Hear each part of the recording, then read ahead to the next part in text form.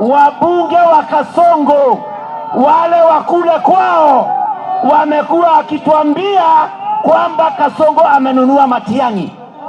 Sisi hatujaamini, lakini vile Kibagendi anaongea na Matiang'i asemi jambo, tunaona kama ni kweli.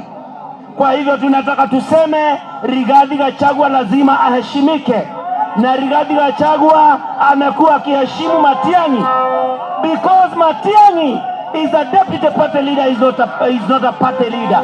Na nimekuja kuona ya kwamba ndio Kasongo aende nyumbani, lazima tukusanye kura yote ya Kiambu 1.7 million ya kupeleka Kasongo nyumbani.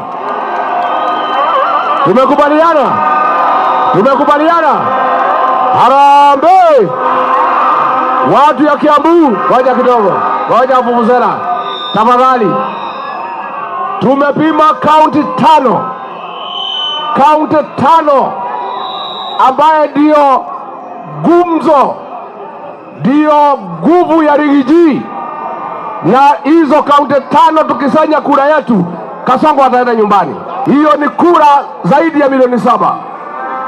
Hiyo ni kura ya Rigiji, na Murang'a bado, Nyeri bado, Kirinyaga bado, Nyandarua bado, Embu bado, Laikipia bado.